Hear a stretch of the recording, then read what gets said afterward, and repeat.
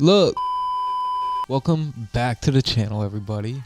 Hope you guys are all doing so well. I know it's been a while, but my name is Corey if you're new here, and if you're returning, thank you. And I'm gonna try to be a better YouTuber here soon, hopefully. Anyway, you guys, it has finally released, the long-awaited Nine Souls. And I know it was out a while ago for all you guys. You guys all have PCs though. I don't. I'm a console player, and I love consoles, so not mad. But now I basically have to wait 6 months for all the really good indies to end up hitting consoles, and they have to be successful. Anyway, I sat back while everyone got to enjoy or not enjoy the game Nine Souls. I saw Fireborn stream of it, and then his ultimate, feelings with it. His video that Nine Souls is a masterpiece, and then on top of that, right, there was also this game that came out in the midst of all of it that was actually available for consoles day one, and that was Bow Path of the Teal Lotus. And I got to interview one of the developers on the Cherry Time podcast if you guys want to go check that out.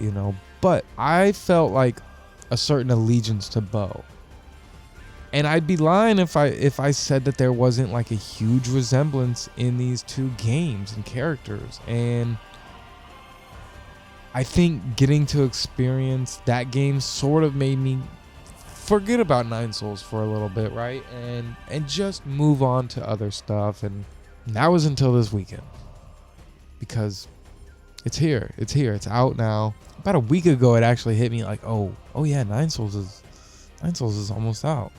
And to be honest, there's so many games that I do want to play right now. There's Astrobot, which is sweeping at the Game Awards, and there is Black Myth Wukong I still want to try. Hell, honestly, kind of want to buy the Black Ops game, even though it probably isn't going to be that good. Super Mario Party Jamboree. There's just so much stuff I want to get.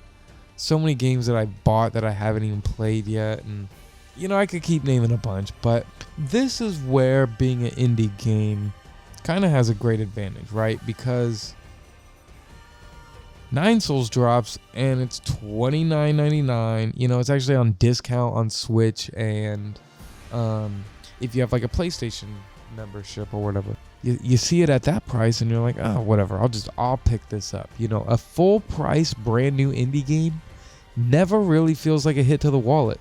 So even through all the deals this weekend, I was I'm getting Nine Souls. And after this whole period of waiting and finally being able to play this game, I must say that Nine Souls is hard. It is a tough game, and it's intriguing. And I don't even know what's going on in the game exactly. I'm kind of confused and lost, and while all that may sound like a bad thing, it's not. It's not at all.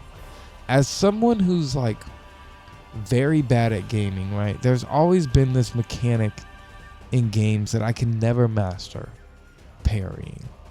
And that's what this game is all about. So, from a gameplay standpoint, it's frustrating that a mechanic I'm terrible at is the core of the combat, but I'm also so happy to getting closer and being better at parrying. And it's a roadblock I've always hit with games, and finally there's a game that's for me, that checks off all these boxes of stuff that I'm interested in, but then it's also kind of forcing me to learn this thing that I've been terrible at. So if you compare it to the obvious Hollow Knight, this game feels like it's a whole new generation of what we know as Metroidvanias. It feels like the next step.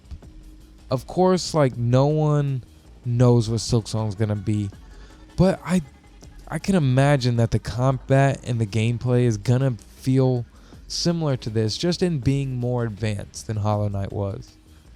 And it's just as simple as adding a few other interactions within the combat, such as this parry system, and it's attack bonus that it comes with if you pull things off right.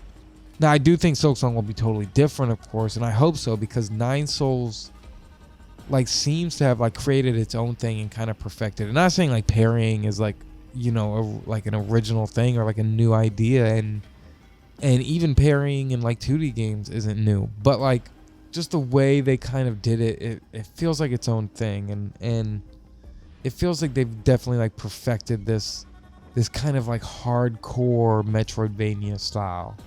And so, you know, in conclusion with combat and stuff, it's like it's very tough, it's very advanced, but it's like it's the next step to what I think Metroidvania should be, and it does what a lot of games do well, and that is forces you to learn some stuff, forces you to become a better player, you know, as you go through the game. Now, when it comes to the story, I will say that a lot of people complain about too much dialogue in games, especially like in the beginning of games.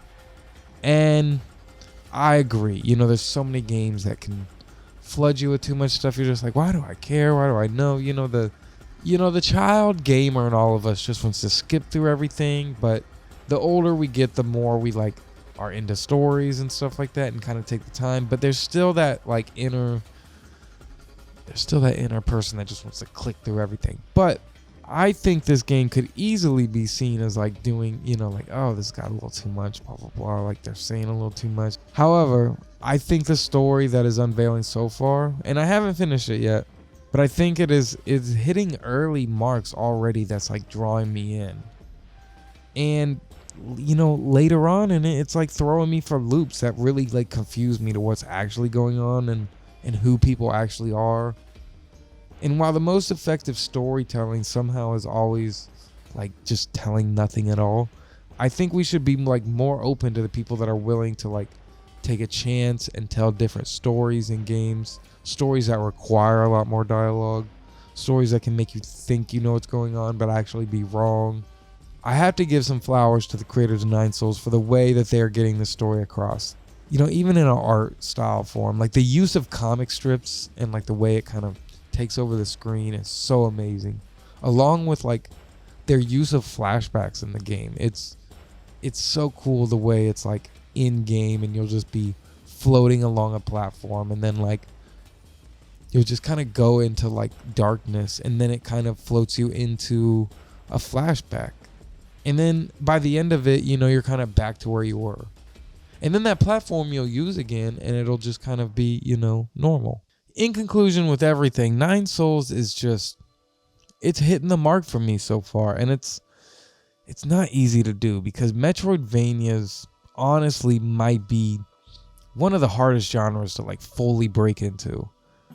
Sure, there is like tons of them coming out at all times, but they go through some of the harshest criticism ever, and I get it. You know, we have this game Hollow Knight that is just out of this world, and it will never really be touched as far as like the accessibility it has or the replayability it has. But I feel like most gamers are like, you know, they're smart people and they want challenges and they want games to present them with like new goals. I feel like Nine Souls does do this. And it deserves a chance like for doing that, like for challenging people and requiring a little bit more out of them. And I haven't finished it yet, so I can't say for sure, but I think that it will be ultimately rewarding in the end. I do have a lot of hope that it will. I don't know if it has like, you know, some like God Home or like end game like elements can kind of test you once you've learned everything, you know, like, or any kind of like boss rush modes. Like that would be interesting, and I feel like those things can really add to a game. And like, you know, once you've built up this character and learned all this stuff, you want to be able to like use it and keep testing it. And I don't know if it has anything like that. I haven't looked into it, but I do have a lot of hope that it will be like rewarding no matter what by the end of it. And I think that this game has some of the most advanced combat you can find in a Metroidvania that I've played personally. You know, I haven't played everything, so there's probably some other stuff out there similar, but this game also has such a cool, polished art style and like tone to it that really adds like a new feel to the genre. Anyway, who knows? You know, I could finish Nine Souls and come back, and I'll come back and say how I feel with like final thoughts on it. But so far I'm loving it. And it's hard to love Metroidvanias. It's hard. I get it, you guys. I know how many times I've started like a game that I'm like, "Oh, this might scratch that itch," but it doesn't.